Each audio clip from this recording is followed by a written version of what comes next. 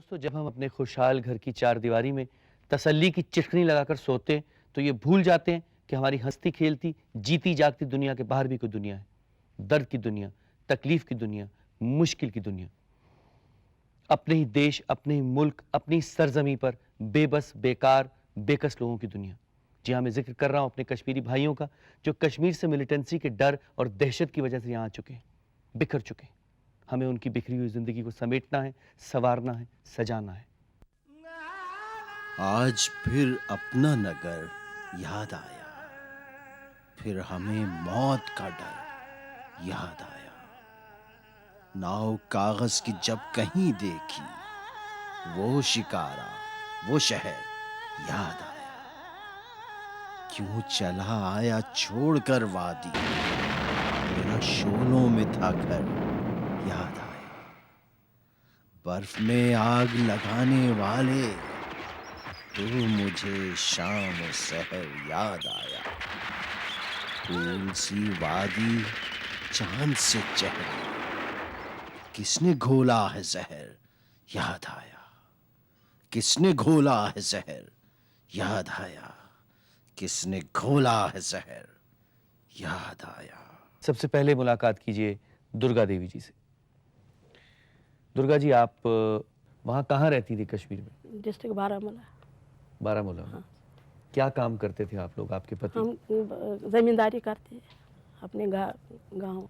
खुशहाल जिंदगी? हाँ, खुशहाल जिंदगी, बहुत खुशहाल है, बहुत खुशहाल है। अपने कश्मीर में बहुत खुशहाल रहते हैं, बैठते हैं, उठते हैं, मज़े से खाते हैं, पीते हैं, सब कुछ करते हैं।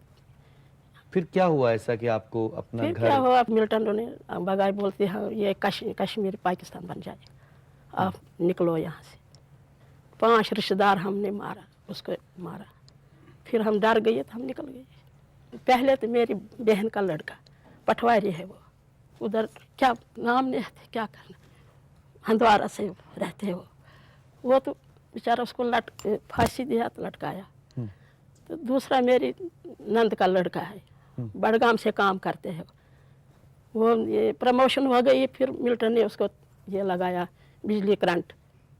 3 मेरी भाई का जवाई, 1 साल वो शादी हो गई, 1 साल बस उसको शादी वो भी खत्म हो गई। वो लेक्चर आ रहे हो, वो भी मारा।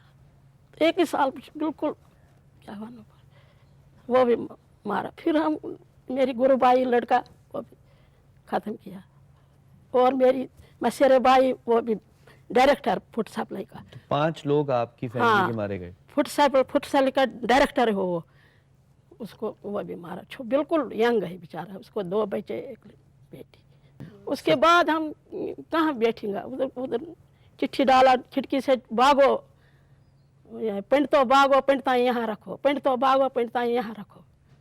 हम डर गए। अच्छा, पंडितों भागो, पंडिताइन यहाँ रखो। हाँ, हम तो डर गए। हम तो आप इतना बारह था, हम निकल गए। फिर आपके वहाँ इतने बाग थे, क्या करना, घर थे, दौलत थी, और यहाँ कुछ भी नहीं है। कुछ भी नहीं, क्या है, कुछ भी नहीं। उधर सब कुछ है, यहाँ कुछ भी नहीं है, भिखारी हो गए। उधर सब काम करते, उधर ठंडा रहते हैं, तंदुरुस्त रहते हैं। कश्मीर में यहाँ तो बीमारी हो, शुगर हो गया। कश्मीर में पता ही नहीं शुगर क्या चीज़ है, यहाँ तो सबको शुगर। हमारे डेथ हो गए, पति को भी डेथ हो गए यहाँ काल उसको डेथ हो गई है। तो सुबह से पटवारी आए, उसको नाम काटो तो नहीं मिलेगा कुछ। यहाँ से क्या बोलूँगा, ये बोलने लायक है? आपके साथ के जो बाकी कश्मीरी लोग थे, क्या तकरीबन सब लोग वहाँ से माइग्रेट करके यहाँ आ गए? सब माइग्रेट करके, सारा माइग्रेट करके। तो सब कुछ खत्म? आपके जो पीछे जायदाद थी, जो बाग कुछ नहीं, जगह कहाँ थी? जान बचकर आए हम, कोई नहीं साथ लाया, कोई चीज नहीं, कोई सारा छोड़ कर आई।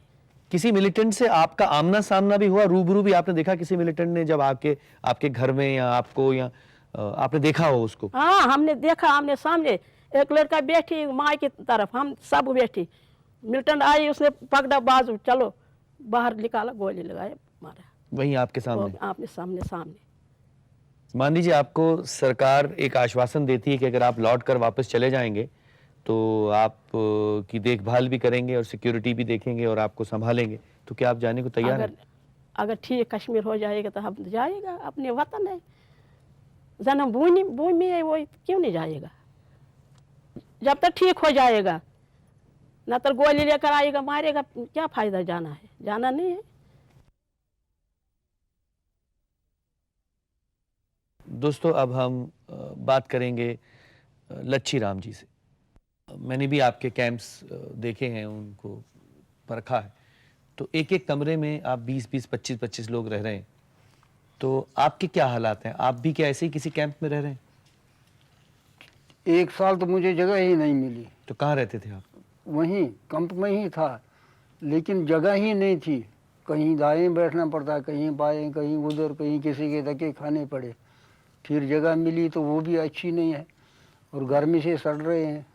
और जो खर्चा मिलता है 1500-1600, उसमें एक तरफ से महंगाई ने मुँह खोला, और वो पता ही नहीं लगता किस खर्चे में चला जाता है वो 1600। दूसरी तरफ बच्चा बीमार है, पढ़ाई करनी है, कुछ होता है, और मैं कोई काम नहीं कर सकता हूँ। आंखों में लाइट कम है और गर्मी से नहीं चल सकता। तो दिन याद आते हैं आपको वो, जब आप एक जमींदार थे, आपके नीचे 500-800 लोग काम करते थे, आपके पास दौलत थी, इज्जत थी? कैसे वहाँ महसूस तो करते हमें हैं? बोलते हैं कि घर का बादशाह। वहाँ हाँ, मेरे पास मजदूर आया करते थे, मैं किस मज़े से बैठता था। मेरे से उधार लिया करते थे लोग। और यहाँ तो मुझे ऐसा लगता है कि जैसे मैं एक हंसमुखी जेल में पड़ा हूँ। कोई पूछता नहीं। हमारे नेताओं को भी नींद लगी हुई है, सब सोए पड़े हैं। आपके खानदान से भी किसी को मारा? मेरा बहन का लड़का प्रिंसिपल था।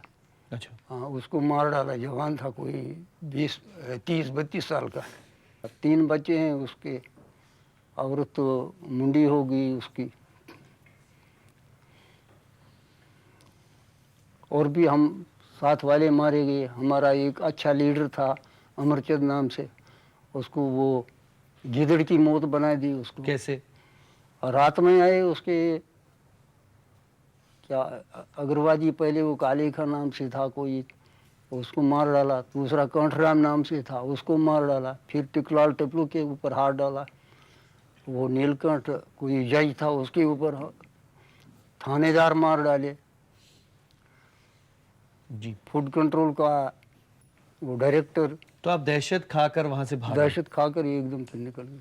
लच्छीराम जी, आपको लगता है कि मिलिट्री ने कुछ वहाँ ऐसा रोल अदा किया कि कुछ मदद की लोगों की? मिलिट्री को जो काम है उसको वो करने नहीं देते, और वहाँ वो घरों में छुपे रहते। वहाँ की पुलिस वैसी थी, मिलिटेंट की बनी हुई। पुलिस के साथ में वो मिलिटेंट चल रहे थे, पता नहीं चलता था। मिलिट्री तो बेखबर रहती हो। तो वहाँ इतनी दहशत फैल गई कि मुसलमानों को भी काटने लगे वो मिलिटेंट।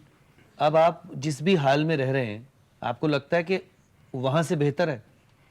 इस वक्त तो वहाँ से बेहतर है कि हमें कोई डर नहीं है इस वक्त, भागो का, गोली का, किसी चीज़ का।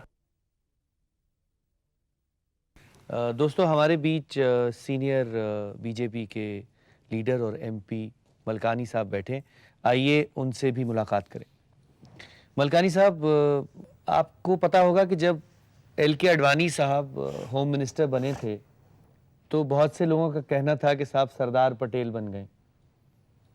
अब मुश्किल ये है कि जो हालात देखे जा रहे हैं, तो सरदार पटेल तो वो क्या बनेंगे, वो तो LK आडवाणी भी नहीं बन पा रहे हैं।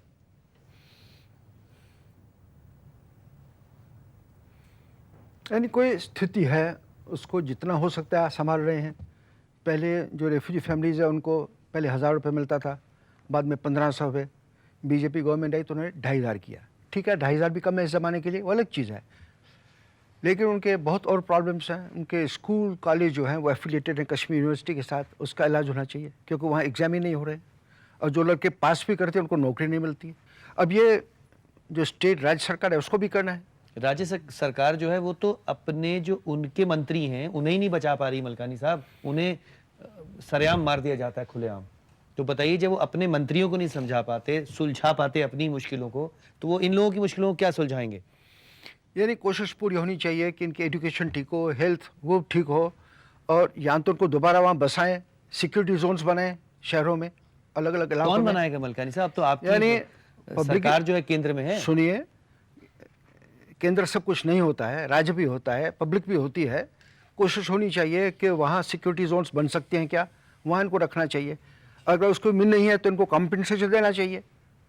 मलकानी साहब, जो तो जनता है उसके हालात आप देख रहे हैं, जो मिलिटेंसी है उसके बारे में आप जानते हैं। केंद्र में आपकी सरकार है, जो राज्य सरकारें हैं, जो कश्मीर में, श्रीनगर में जो भी उनके मंत्री हैं, जो उनके नेता हैं, वो खुद भागे भागे फिर रहे हैं दर बदर। तो बताइए कौन देखेगा, इस मसले को हल करेगा? ये प्रॉब्लम को अभी तो हुआ नहीं है, 10-12 साल से है, कोशिशें जारी हैं। अब कुछ बातचीत शुरू होने लगी है कश्मीर में। अगर कुछ से उससे निकलता है तो संभावना होगी कि ये वापस जा सके। और अगर कोशिश नहीं यही निकलता होगी। है तो फिर जो बाकी थोड़े बहुत वहाँ कश्मीरी पंडित बचे हैं वो भी आ जाएंगे, और कुछ जो मुस्लिम वहाँ से भागे हैं वो वापस नहीं जाएंगे, और कश्मीरियत जो है वो फना हो जाएगी। जो कश्मीरियत, जिसे कश्मीरियत हम समझते हैं, कहते हैं, they'll be finished. I think so. जहाँ कश्मीरी होता है वहाँ कश्मीरियत रहती है, जहाँ पंजाबी होता है वहाँ पंजाबियत रहती नहीं, लेकिन वो है। ये कोई नई इकट्ठा बात थे ना नहीं वहाँ। है। अब मलकानी साहब, यहाँ वो दर दर की ठोकरें खा रहे हैं, कोई किसी कैंप में, कोई किसी कैंप में। कश्मीरियत कहाँ से रहेगी? आज अगर वो कैंप से भी हटा दिए जाएंगे और बिखर जाएंगे, कहीं और चले जाएंगे, तो कश्मीरियत बिल्कुल खत्म हो जाएगी, फना हो जाएगी। ऐसा होता नहीं है। जो आदमी जहाँ होता है अपनी संस्कृति कायम रखता है, कोशिश करता है। और देखिए, कई मुझे लोगों लगता है के मलकानी साहब कि जो और फिर संस्कृति को कायम रखते हैं, जब ये भूखे ही मर जाएंगे। नहीं, ऐसा नहीं कि जब भूखे मर जाएंगे। आखिर परिवार को 2,500 देते हैं, 2,500 ज़्यादा नहीं है लेकिन कुछ है दाल रोटी के लिए। ऐसी उम्मीद की जा सकती है कि इनको एक तो ये जो भी पैसे मिल रहे हैं कुछ बढ़ा दिए जाएं। हाँ, सोच सकते हैं ज़रूर। ये भी ऐसे डिमांड करें, सरकार सोचे इसके बारे में, राज्य सरकार दे, केंद्र दे, जो भी दे। और इस दूसरे जो दिशा में सोच विचार दूसरे होना जो चाहिए। हालात हैं कश्मीर में, हाँ। वो आपकी सरकार ये देखे कि उन्हें सुधारा जाए और ये लोग लौटकर अपने अपने घरों को चले जाएं। और अभी एक इन्होंने ही बताया था कि जब आपकी सरकार ऑपोजिशन में थी तो एल.के. आडवाणी साहब ने काफ़ी, शायद आपके कैंप में भी आए थे वो, और शेल्टर वेल्टर देखे थे, आप भी बता रहे थे। और जब से पता चला है कि वो, जब से वो नियुक्त हुए होम मिनिस्टर और सरकार केंद्र में आई है, तब से वो उन्होंने मुंह ही नहीं दिखाया। ऐसा होता है ना, जब नई कैंप होती है सब आते हैं। जब एक बात पुरानी हो जाती है तो भाई नई बात कुछ है नहीं, जाकर क्या करें, ये भी हो सकता है। शुक्रिया मलकानी साहब। दोस्तों, यही हम चाहते हैं कि ये बात पुरानी ना हो, ये बात ऐसी नहीं रहे, लोगों के जहन में रहे, और ये एक ऐसा मसला है जो जिसे सुलझा ना दिया जाए। दोस्तों, आपके हज़ारों ख़त हम तक पहुँचे और सैकड़ों टेलीफोन कॉल्स आई हैं। हौसला अफजाई के लिए बहुत बहुत शुक्रिया। अब अगर आप मुश्किल में हैं, दर्द में हैं, तकलीफ में हैं, तो घबराइएगा नहीं, हम आपके साथ हैं। हमारे दरवाजे पर दस्तक दीजिएगा। अब हम मुलाकात करने जा रहे हैं श्रीमती चरणजीत कौर से। कश्मीर में कहाँ रहती थी आप? कश्मीर में जवाहर नगर रहते थे। आपने क्यों छोड़ा? हमने इसलिए छोड़ा, हमारे रोजगार बंद हो गए थे, हमारे बच्चों के स्कूल बंद हो गए थे। हमें लोगों ने डराया, हमें धमकाया। हमारे सामने पार्क में लाशें आती थी, हमारे बच्चे उनको देख कर डर जाते थे। सरे उधर ही मारते थे, आपके सामने? उधर ही सामने। हम खिड़की में से, छोटी सी सुराख से हम देखा करते थे उधर। डर के मारे हमें कश्मीर छोड़ना पड़ा। और यहाँ आकर फिर क्या किया आपने? सबसे पहले कहाँ आई? हम सबसे पहले गुरुद्वारे शीशगंज में आए, उन्होंने हमें 1 साल रखा। उसके बाद हमने गवर्नमेंट से अपना हक मांगा, हमें क्या में दिया जाए। कब तक हम गुरुद्वारे का लंगर खाते, कब तक हम गुरुद्वारे में रहते। कितने लोग हैं एक कमरे में रहते हैं? एक कमरे में हम उस समय 4 फैमिली रहती थी। मतलब 20 लोग? हाँ जी। उस समय हम पर्दों में रहते थे, हमारी कहीं सुनाई नहीं थी। पर्दों में हवा आनी, शीशे टूट रहे, हर चीज़ की मुसीबत थी। बच्चों के ऊपर शीशा गिर जाता था। राशन आता है हमें 3 महीने का इकट्ठा, वो राशन हम खाते हैं, उसके बाद राशन हमारा ख़त्म हो जाता है। हम रोटी खाने के लिए मुताज हो जाते हैं, क्योंकि कमाने वाला कोई साधन नहीं है। पहले क्या करते थे? पहले हमारा सुनार का काम था, अपनी दुकान थी कश्मीर में। खाते पीते हाँ थे जी, आप? अच्छे थे, खाते खुशहाल पीते, थे? खुशहाल थे हम, बड़े मज़े में थे। यहाँ आके तो हम हर चीज़ के लिए तरस गए। ये हो सके 1 दिन दूध आता है, 4 दिन दूध हमारे घर में नहीं आता। हमारे ये बस ये है, कहीं बाहर जाते हैं, हमारी सफ़ेद पोशी जरूर है, लेकिन ये नहीं पता हमने कुछ खाया या नहीं खाया। वो 3 वक्त की रोटी भी आपको जब तक राशन नहीं है मिलती? खाएंगे, जब तक ख़त्म हो जाएगा हम बड़े मुताज हो जाएंगे। किससे मांगे, कौन देता है? कोई नहीं देता। आप कुछ कहना चाहते हैं? यहाँ पर जो है पहले तो 3 महीने के बाद हमारे को राशन मिलता है, और 3 महीने में ये प्रॉब्लम हमारे को रहती है कि जब ये राशन आता है 3 महीने का, हमारे पास रखने के लिए जगह नहीं होती है। वो या तो ज़ाया हम करते हैं, या तो बाहर फेंकते हैं, या तो उसको कीड़े लगते हैं। ये बार मैंने हर एक जगह हर एक अथॉरिटी को बोली कि हमें रेगुलरली अगर राशन मिलता 15 दिन के बाद या महीने के बाद, कम से कम हमारे बच्चे भूखे नहीं रहते। हाँ मलकानी आप साहब, ये देखिए तो 1600 इतना कर रुपए सकते में हैं। 1600 रुपए में एक परिवार में 4 सदस्य या 6 सदस्य, वो 1600 रुपए में बच्चे का फीस आज देखो क्या है, गाड़ी का किराया देखो क्या है, एक गाड़ी का किराया भी हमारा पूरा नहीं होता है, तो 1600 रुपए में हम क्या खाएंगे। हमारे कैंप में आज देखो पिछले 6 महीने से, मैंने आपको दिखाया भी वहां पर कैंप में, पिछले 6 महीने से पानी नहीं है। हमें सवेरे 1 घंटे आधा घंटे के लिए पानी आता है और शाम को आधे घंटे के लिए पानी आता है। 50 फैमिली है मेरे इसमें, 350 लोग रहते हैं हम, मगर 350 लोग शाम को दर-बदर होते हैं पानी के लिए। सवेरे 4 बजे 5 बजे पानी आता है, 6 बजे चला जाता है। जी, बच्चे स्कूल नहीं जा पाते हैं। थैंक यू कॉल साहब। Thank you. मलकानी साहब, ये आप लिख लीजिए। आपके कहने पर मलकानी साहब ने आपकी बात नोट की है। थैंक यू मलकानी साहब। तो अब हमारे बीच कश्मीरी समिति के प्रेसिडेंट मिस्टर गुड्डू भी बैठे हैं। आइए इनसे मुलाकात करें और बातचीत करें। सर, आपको अभी मलकानी साहब ने जो बताया, इन्होंने भी अभी एक्सप्लेन किया, तो किससे आपको नाराजगी है, किससे तंगी है, किससे खफा हैं आप?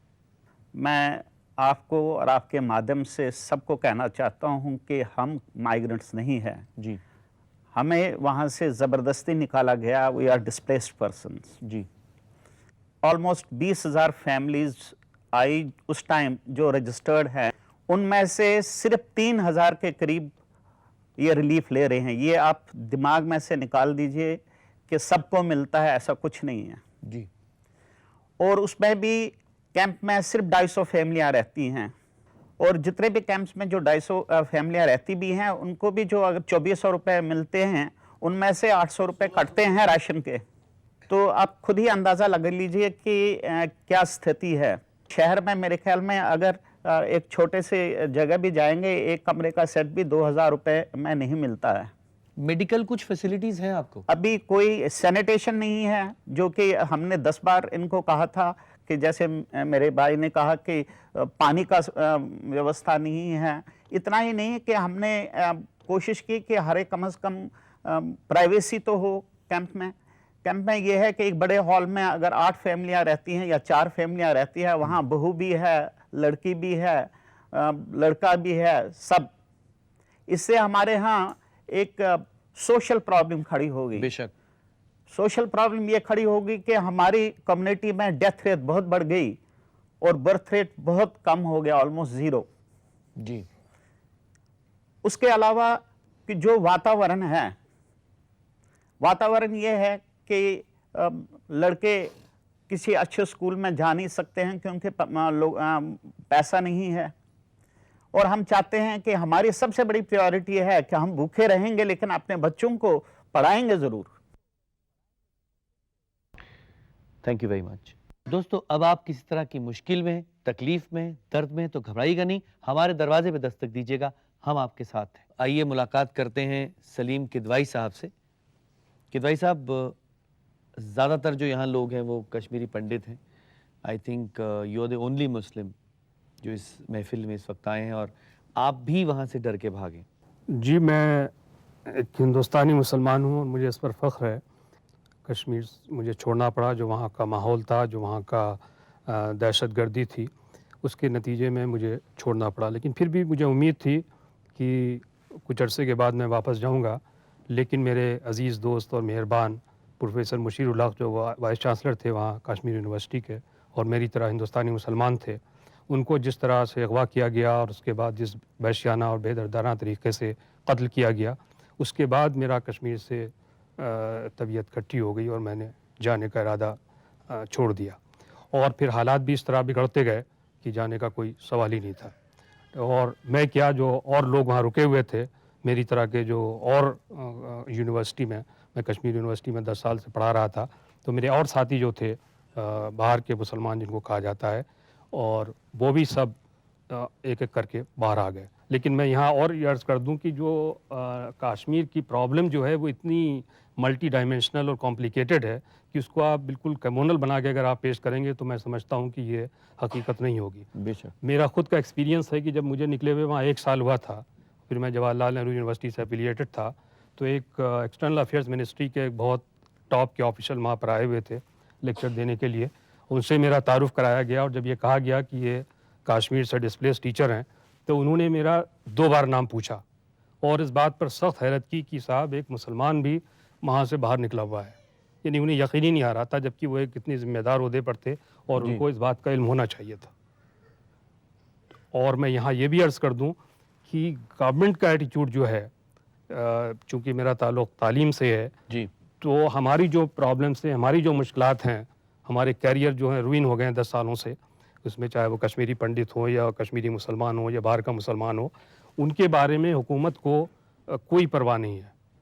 और अभी मलकानी साहब बैठे हुए हैं, यहाँ मैं अर्ज़ कर दूँ कि चंद रोज़ में मैं और चंद साथी इनकी पार्टी के मुल्ली मनोहर जोशी साहब जो एजुकेशन में HRD मिनिस्टर हैं, उनके पास गए तो उनका जवाब ये था कि साहब आप सफ़र कर रहे हैं तो पूरा देश सफ़र कर रहा है, आप में क्या ख़ास बात है।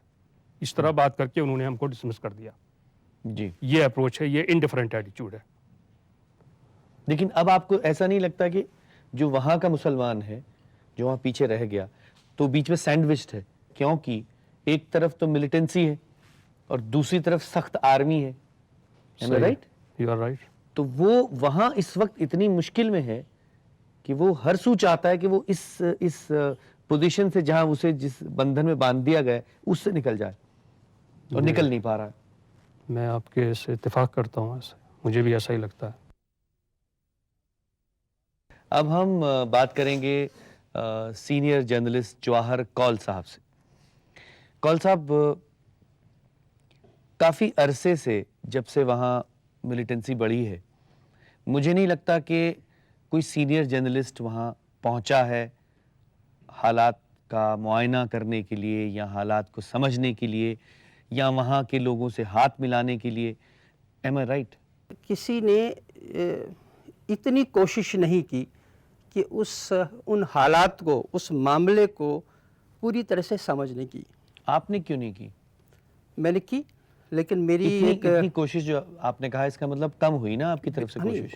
ऑब्वियसली एक जर्नलिस्ट के किसी एक अखबार में कभी कभार कुछ लिखने से बात नहीं बनती। नहीं, आप जब वहाँ डर गए, आप भी डर गए कि मैं वहाँ जाऊँगा, मेरा कत्ल ना हो जाए, मुझे मार ना दिया जाए? ऐसा मुझे नहीं लगा। फिर आपको बार बार जाना चाहिए था। और जो आपका ये कहना है कि एक जर्नलिस्ट अखबार में किसी कॉलम के लिए लिखता है और उसका कोई असर नहीं होता, आई डोंट थिंक सो। अगर आप में जज्बा है, आप में दम है, आप में हौसला है, तो आप तो कहीं भी चिराग जला सकते हैं। ये मैंने नहीं कहा कि उसका कोई असर नहीं होता जी। लेकिन जिस पैमाने पर, जितनी बड़ी समस्या है, जितना बड़ा मसला है, उतने बड़े पैमाने पर जर्नलिस्टिक जो पहल होनी चाहिए जी, पत्रकारिता की जो पहल होनी चाहिए, वो नहीं हुई। जो हुई वो भी सुपरफिशियल थी। जी, ये मानते हैं आप? हाँ, वो सुपरफिशियल रही। आपको ये लगता है कि जो कश्मीरी यहाँ आए हैं अपनी सरजमी छोड़कर, तो उनके लिए शुरू में तो काफ़ी मीडिया ने शोर भी मचाया और काफ़ी अखबारों में सुर्खियाँ भी आईं, और फिर धीरे धीरे मीडिया भी सो गया, आप भी सो गए, बाकी लोग भी वो भी घबरा कर इधर उधर हट गए। तो अब देयर इज़ नो फोकस। सच्चाई ये है कि हमारे देश में और दुनिया भर में जहाँ आजकल नया, जैसे मॉडर्न प्रेस, आधुनिक प्रेस की प्रेस सिर्फ सेंसेशनल को फीड करता है। बुरी बात उसके लिए न्यूज़ वही है जी, जो कोई नया तमाशा, नया शोशा, नई हिंसा, नया कुछ हो। एक बार वो फोकस से हट गया तो वो प्रेस के फोकस से भी हटता है, क्योंकि उसमें उसका बाजार भाव घट जाता है। तो मुश्किल ये हुई कि सरकार कहती है शोर मचाओ, प्रेस कहती है खामोश हो जाओ, तो जो जनता बेचारी बेजार है, तकलीफ में है, उसके जीने का तो कोई साधन मेरे ख्याल से मुझे तो नज़र नहीं आता। दोस्तों, जैसा कि आपने देखा ही होगा कि हमारे कश्मीरी भाइयों की लड़ाई दी और तूफान की लड़ाई है, मगर इस लड़ाई में हमें ये भी देखना है कि मुश्किल कितनी बड़ी क्यों ना हो, तकलीफ कितनी ज़्यादा क्यों ना हो, तूफान कितना तेज़ क्यों ना हो, मगर हमें हौसले का और उम्मीद का दिया जलाए रखना है, सजाए रखना है, जगमगाए रखना है। हम कोशिश करेंगे कि अपनी इस मुहिम में, अपनी इस आंदोलन में, अपनी इस मूवमेंट में हम कामयाब हों। हम कोशिश करेंगे।